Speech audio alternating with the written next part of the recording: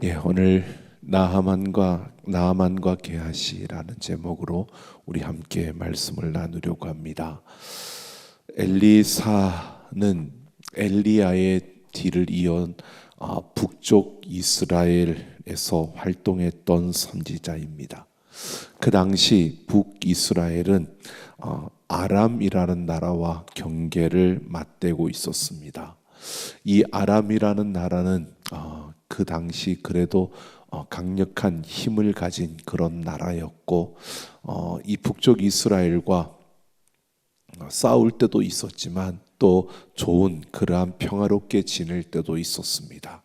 오늘 나아만 장군의 이야기는 바로 아람과 이 북쪽 이스라엘이 사이좋게 잘 지내고 있을 때에 일어난 이야기입니다. 아람에는 큰 위기에 빠졌을 때 용맹을 떨쳤던 나아만이라는 장군이 있었습니다.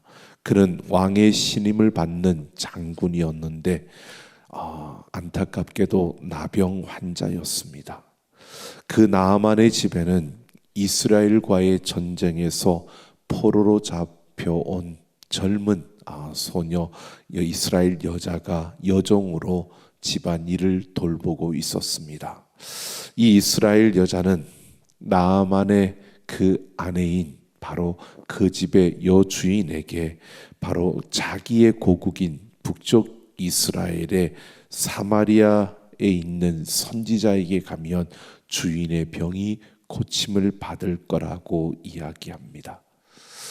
여종의 신분, 포로의 신분입니다. 집주인에게 이런 말을 꺼내는 것도 쉽지 않았을 것이고요.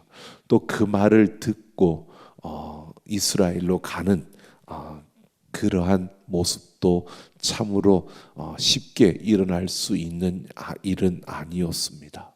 그런데 나아만은 그 여자아이의 말을 듣고요, 왕에게로 갑니다. 가서 자신이 이스라엘을 다녀오도록 왕에게 허락을 요청합니다. 그러자 왕은 허락을 하면서 이스라엘 왕에게 편지를 써줍니다. 이 친서를 썼는데 그 친서는 다른 게 아니라 바로 내 부하 나아만의 병을 고쳐달라는 것입니다. 이 친서를 받아든 이스라엘 왕이 사색이 되었습니다. 그리고 그는 그 옷을 찢었다라고 합니다. 고칠 수 없는 나병을 고쳐달라는 것은 아람 왕이 이것을 트집 잡아서 이스라엘을 공격하려고 하는 것이라고 생각했던 것입니다. 근데 이 소식을 전해 들은 엘리사가 왕에게 나아만 장군을 자기에게로 보내라고 합니다. 그래서 나아만이 엘리사의 집으로 갑니다. 엘리사의 집에 도착했을 때 나아만 장군은 자기가 병을 고치러 그곳으로 왔지만 그래도 아람 나라의 힘 있는 장군이고 또 여러 부하를 이끌고 그 자리까지 간 것입니다. 그리로 가면서 나아만은 그래도 내심 기대하는 것이 자기가 그 정도의 권력을 가진 자로서 그곳에 가면 엘리사가 당장 뛰어나와서 자기를 맞이할 것이라고 생각했던 것입니다. 하지만 엘리사는 뛰어나오지 아니하고요, 심부름하는 사람을 시켜서 요단강에 가서 몸을 7번 다 씻으라고 그렇게 전하는 것입니다. 이 말에, 이런 상황에 나아만은 스스로 모욕감을 느꼈습니다. 그래서 그는 아람에 있는 여러 강 이름을 대면서 거기에 있는 강이 이스라엘 강물보다 훨씬 더 낫지 아니하냐, 내가 거기서 몸을 씻으면 더 깨끗하게 되지 않겠느냐라고 하며 곧장 돌아서서 가려고 하는 것입니다. 그때 그의 종들이 그를 만류하고요, 믿져야 본전인데 한번 가서 씻어보는 게 어떻겠냐는 그러한 부하들의 그 말을 듣고 그가 요단강으로 가서 몸을 씻었습니다. 7번 들어갔다 나왔을 때 그의 모든 그 병이 고침을 받고 피부가 아이의 피부처럼 깨끗해졌다라고 합니다. 그리고 15절에서 19절을 보면 하나님께서 엘리사를 통해서 역사하신 그 놀라운 능력을 경험한 나아만 장군이요, 사마리아의 흙을 노새 2마리에 실어서 고국으로 가져가게 해달라고 요청을 합니다. 이것은 나아만이 하나님만을 섬기며 하나님께만 희생 제사를 드리겠다는 그런 상징적인 그러한 요청이었습니다. 또 나아만은 아람 왕을 도와서 림몬 산당에서 제사를 드리더라도 용서해 달라고 요청합니다.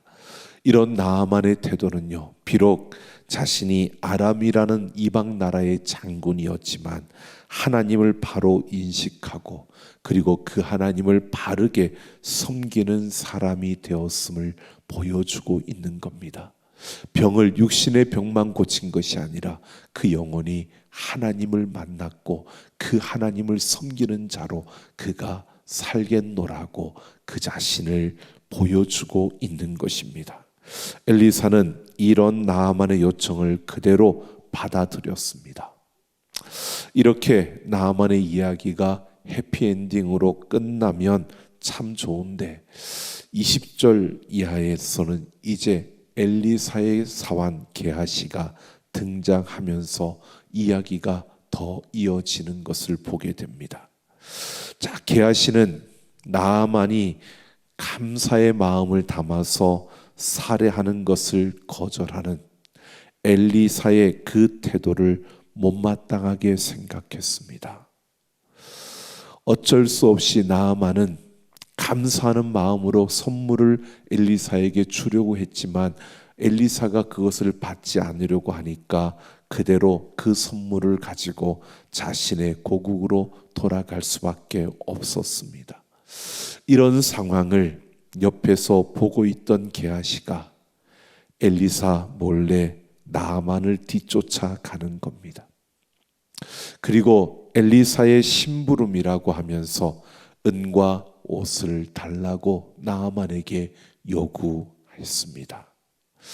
그러자 나아만은 게하시가 요구한 것보다 더 많은 것을 그에게 주었다라고 합니다. 게하시는 그것을 집에 감추고 아무 일이 없다는 듯이 그는 엘리사 앞에 선 것입니다. 그때 엘리사가 어디 갔다 오느냐고 묻자 게하시는 아무 데도 가지 않았다라고 답을 합니다. 엘리사는 모든 사실을 알고 묻는 것입니다.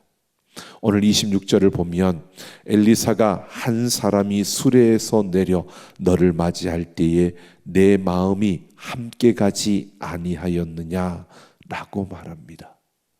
여러분, 엘리사가 다 알고 있다는 겁니다. 엘리사가 다 보았다는 겁니다. 이 말을 듣는 순간에 여러분, 게하시의 심정은 어떠했을까요? 게하시는 엘리사 옆에서 엘리사를 수종들던 자입니다. 오랫동안 엘리사와 함께 했던 자입니다. 엘리사가 기적을 베풀 때, 엘리사가 그 기적을 행할 때 그 옆에서 항상 보았던 자였습니다. 엘리사가 어떤 능력을 가지고 있는지 다른 사람들보다 더 확실하게 알고 있던 자였습니다. 그런 게하시가 지금 엘리사가 내가 다 알고 있다라고 하는 이 사실을 밝힐 때 그의 마음은 어떠했을까요? 그래도 이번만큼은 엘리사가 모를 거야 라고 생각했을까요? 엘리사는 다 알고 있습니다. 근데 이 게하시는 그래도 이것은 내가 다 감추었으니까, 내가 아무데도 가지 않았다고 이야기했으니까 엘리사가 모를 거야 라고 생각할까요? 엘리사는 게하시에게 나아만의 나병이 내게 들어 내 자손에게 영원토록 이르리라고 책임을 묻습니다. 게하시는 부끄러움으로 얼굴도 들지 못하고 엘리사 앞에서 물러나왔습니다. 그러자 곧 나병에 걸렸다라고 오늘 말씀합니다. 여러분, 우리가 한번 생각해 보십시오. 게하시가 왜 그렇게 했는지는 우리가 알 수가 없습니다.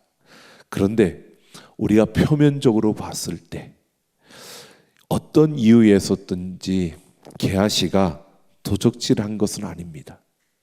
나아만에게 가서 달라고 했는 것이, 나아만에게 가서 게하시가 그의 것을 갈취한 것도 아닙니다. 도적질한 것도 아니고요. 여러분, 그냥 억지로 빼앗은 것도 아닌데, 그렇게 보면 게하시가 나아만에게서 가서 받은 그것이 뭐가 잘못일까요? 무엇이 잘못되었길래 엘리사가 바로 나아만에게 있던 나병이 게하시에게 그 나병이 걸리고 그것이 그뿐만 아니라 그 후대 그 자손들에게 이어진다고 말씀하고 있는 겁니다. 어떻게 보면 게하시는 나아만이 주려고 했고 또 나아만이 주고 싶었던 것입니다. 그것을 받을 수 있는 것을 받은 것으로 보여지는, 여러분, 우리가 생각해 보면 게하시는 그냥 스승에게 감사해서 그렇게 주려고 했던 나아만의 그 마음을 생각하면 그거 받아도 되지 않아? 그거 받아도 되는 거잖아. 그러니까 내가 대신 가서 받은 건데, 이렇게 생각하면 나아만에게 그가 빼앗은 것도 아니고 달라고 협박한 것도 아니었습니다. 나아만도 역시 게하시가 그렇게 와서 달라고 했을 때 나아만도 기뻤습니다. 왜? 그 감사하는 마음으로 그렇게 드리고 싶었는데 엘리사가 그것을 받지 않았기 때문에 그것을 게하시에게 줄 수 있게 되었다는 것, 이것이 나아만에게 또한 기쁨이었습니다. 그런데도 게하시는 엘리사에게 크게 꾸지람을 듣고 나병에 걸린 것입니다. 26절 하반절에 보면 엘리사가 이렇게 말합니다. 지금이 어찌 은을 받으며 옷을 받으며 감람원이나 포도원이나 양이나 소나 남종이나 여종을 받을 때냐라고 합니다.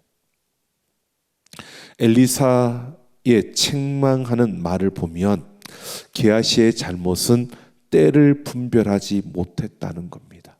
지금 그럴 때냐라고 하는 겁니다. 그러니까 게하시가 때를 분별하지 못했다라고 하는 것은 그의 행동은 틀린 것은 아니지만 지금 그렇게 행동할 때가 아니라는 것입니다. 엘리사의 책망은 내가 그 돈으로 정원을 사서 올리브 나무를 심고 포도나무를 심고 양과 소를 사고 하인과 하녀를 거느릴 수야 있겠지만 지금 그럴 때가 아니라는 겁니다. 오랜 세월 동안 엘리사 옆에서 배우고 엘리사 옆에서 함께 했습니다. 엘리사가 그 살아계신 하나님의 역사를 이루는 것, 그 하나님이 엘리사와 함께하는 것, 그리고 그 엘리사를 통해서 일하시는 하나님의 역사를 게하시는 보았습니다. 그런 게하시가 결국 아름다운 정원을 꾸미고 또 종들을 부리며 화려하게 사는 것에서 벗어나지 못했던 이것이 바로 문제라는 것입니다. 모든 것을 물질적인 손익계산으로만 생각하는 이 세상에서 익숙해졌던 그리고 익혀왔던 그 물질 중심의 세계관, 그것이 바로 게하시를 지배하고 있었다는 것입니다.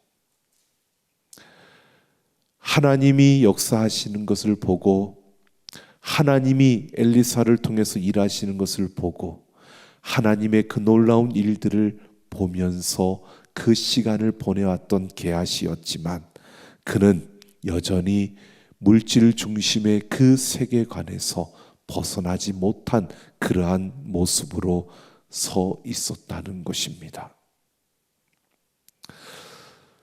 하나님 중심의 삶을 사는 엘리사와 함께 했다면, 그래서 하나님을 자신의 삶의 중심에 두고 나아가는 그 엘리사 곁에서 엘리사의 그 모습을 보았다면, 그 하나님이 살아계심을 보았다면, 세상에서 익숙해져 있던 그 물질 중심의 생각과 삶을 내려놓고 그는 영원한 삶, 바로 엘리사가 달려가는 그 걸음을 함께 걷는 자가 되었어야 했던 것입니다.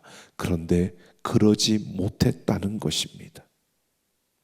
엘리사와 함께 하고 있었지만 게하시는 엘리사와는 달리 물질 중심의 가치관으로 모든 것을 바라보았다는 것입니다. 하나님의 역사가 엘리사를 통해 역사할 때 가장 가까이서 지켜봤던 그였지만 여전히 물질 중심의 그 세계관에 갇혀서 모든 것을 물질 중심으로만, 그렇게 소비지향적인 그러한 삶의 걸음을 걷고 있었다는 것입니다.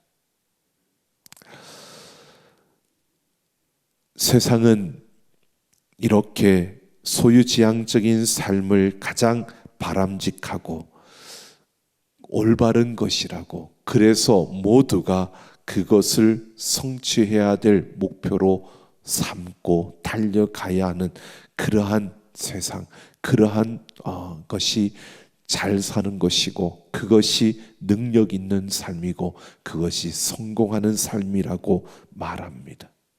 그래서 다른 사람을 생각하는 것보다는 내가 얻을 이익을 생각하고요, 그래서 내 것을 가지고 함께 나누는 것을 생각하기보다는 내 창고를 채우고 내 창고를 짓는 것을 생각하고요, 다른 사람들이 아파하고 억울해하고 부당한 것은 생각하지 않는 것입니다.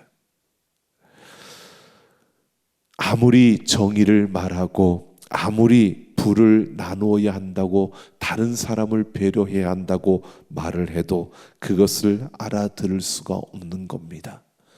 바로 소비지향적인 물질 중심의 그 가치는 결국 자신을 중심으로 생각하고 그 물질을 따라서, 그 물질을 얻기 위해서 자신의 삶을 던지고 있기 때문입니다. 오늘 우리는 이 세상에 있기 때문에 이런 현실로부터 자유로울 수 없는 것이 우리의 한계이기도 합니다. 이것이 바로 우리의 현실입니다. 여러분, 이것을 넘어서지 못하면 우리는 이 게하시와 같은 이런 모습을 가질 수밖에 없는 겁니다. 우리가 이것을 넘어서지 못하면, 소비지향적인 삶을 넘어서지 못하면 우리는 아무리 하나님을 이야기하고 하나님의 그 놀라운 능력을 이야기하고 하나님이 역사하셨던 그 아름다운 이야기들을 아무리 펼쳐놓아도 우리의 감정에 터치는 될지 모르겠습니다. 여러분, 그 던지는, 그리고 많은 이들의 고백의 그 말들과 찬양을 통해서 우리의 감정은 조금 울림이 있을지 모르겠습니다.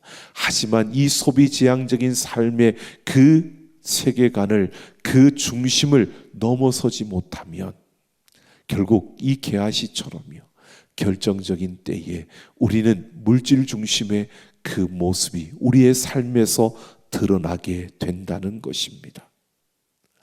우리는 이 세상에서 익숙해져 있고 익혀왔던 이 물질 중심의 이 세계관에서, 이곳에서 우리가 벗어나고 또 이것을 넘어서야 합니다.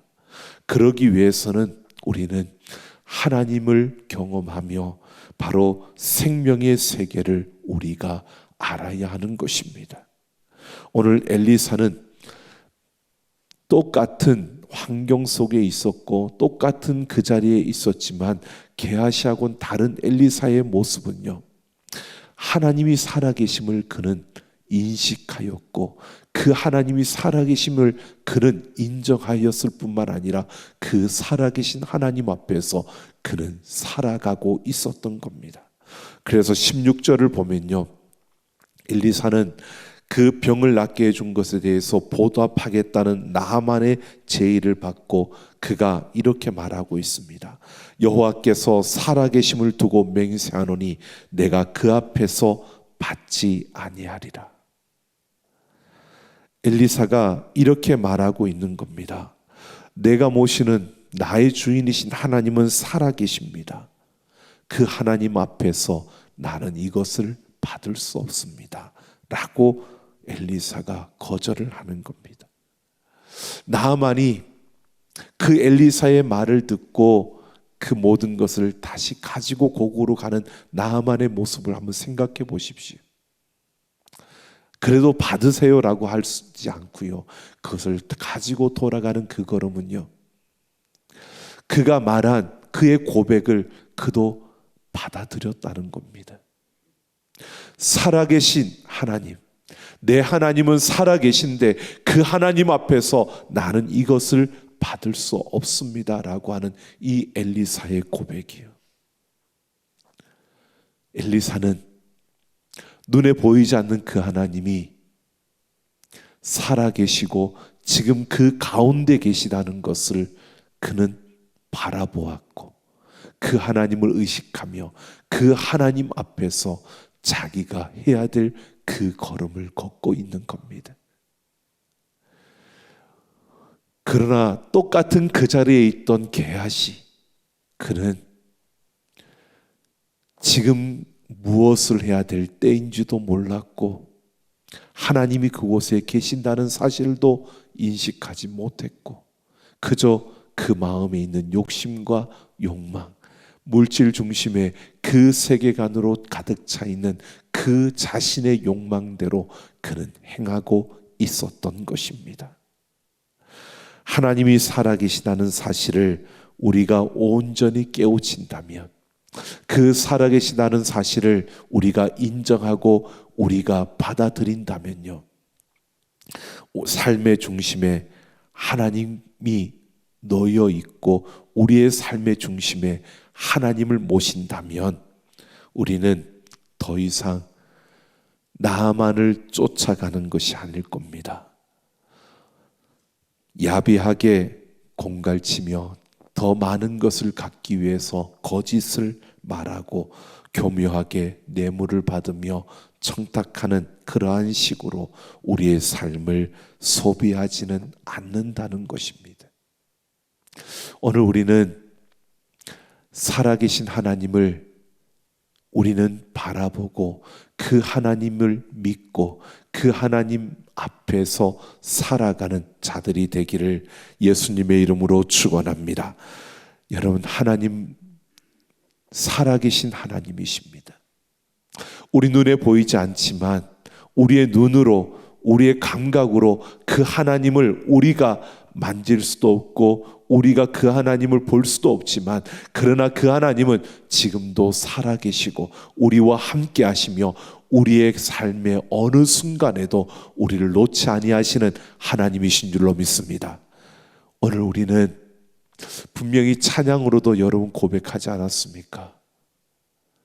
우리를 인도하시는 분, 우리의 기도를 들으시고 응답하시는 분, 여러분 우리와 함께 하시는 분이요, 우리를 놓지 아니하시고 우리의 걸음 속에 언제나 우리와 함께 하시는 그 하나님, 여러분 살아계신 그 하나님을 믿는 우리라는 사실을, 우리가 믿는 하나님이 살아계시고 지금도 나와 함께 하시며 내가 하는 그 모든 행동과 내가 하는 모든 말을 보시고 들으시는 하나님, 여러분 그 하나님은 우리가 속일 수도 없고 우리가 그 하나님 앞에서 감출 수 있는 것도 없습니다.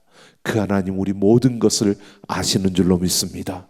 우리의 생각까지도요, 내 마음에 품은 생각까지도요, 내 마음에 가지고 있는 그 모든 생각들도 하나님은 아십니다.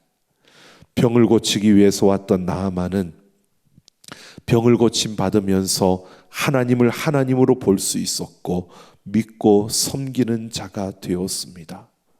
육신의 병만 고친 것이 아니라 영적인 죽음에서 살아난 겁니다. 반면에 게하시는요, 물질적인 것에만 생각하며 그는 영적인 죽음에 이른 것입니다. 눈에 보이는 것만 추구하고 물질적인 것만 따르며 그것들만이 능력이라고 생각하는 이 세상에 있다 보니까 게하시는 그 영적인 분별력을 잃어버린 겁니다. 무감각해진 것입니다. 여러분, 우리 자신을 살펴보아야 합니다. 그래도 이 저녁에 이 자리까지 나와서 또 이 저녁에 영상으로 또 이렇게 예배하는, 기도하는 그 자리에 서는 것만으로도 참 우리는 깨어있는 자라고 말할 수 있을 것입니다. 그런데 그럼에도 우리 자신을 우리는 돌아봐야 합니다. 우리가 정말 그렇게 하나님을 우리 중심에 놓고 살아가고 있는지, 하루하루 삶에 우리에게 주어진 그 일정 속에서 여러분, 일정에 끌려서 달려가는 그 걸음, 우리가 해야 되는 일들에 매여서 그 일을 하느라고 하나님을 보지 못하고 그 일정 때문에 끌려가느라고 하나님이 그 함께 걸으시는 그 걸음을 인식하지 못하고 그 순간에도 나를 바라보시는 하나님을 생각지 못하고 내 감정과 내 생각대로 내뱉고 달려왔던 그러한 걸음들은 아니었을까요? 오늘 우리는 정말 무엇이 능력이라고 생각합니까?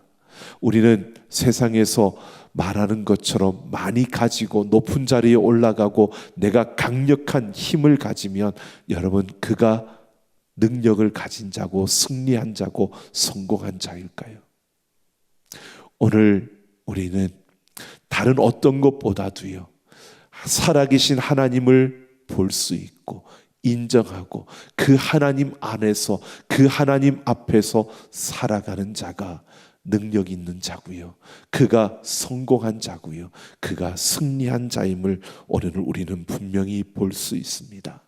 오늘 우리는 분별력을 잃어버리고 하나님이 아니라 물질에 끌려가는 그러한 걸음이 되어서는 안 될 것입니다. 분명히 우리는 이 세상에 있기 때문에 세상의 모든 것으로부터 우리는 자유로울 수 없고, 또 우리는 이 세상에 있기 때문에 이러한 물질들이 우리에게 필요합니다. 하지만 이 물질들이 우리에게 필요하지만 이것이 절대적인 것은 아니라는 것입니다. 오늘 우리는 분명히 이 세대 속에서 바르게 분별하며 눈에 보이지 않는다고 하나님이 안 계신 것이 아니라 그 살아계신 하나님을 우리가 인식하며 그 하나님을 의식하며 살아가는 자가 되어야 합니다. 그러기 위해서 여러분, 우리는 우리의 힘으로는 불가능합니다. 성령의 도우심을 구해야 하는 것입니다. 오늘 우리는 그 성령님, 하나님의 영이시고 예수 그리스도의 영이신 성령님의 그 인도하심과 깨닫게 하심과 그 역사하심을 통해서 우리는 때를 분별할 수 있는 자가 되고요, 우리는 하나님이 우리와 함께 하심을 우리는 알게 되고 그 하나님이 우리 가운데 역사하심을 볼 수 있게 되는 것입니다.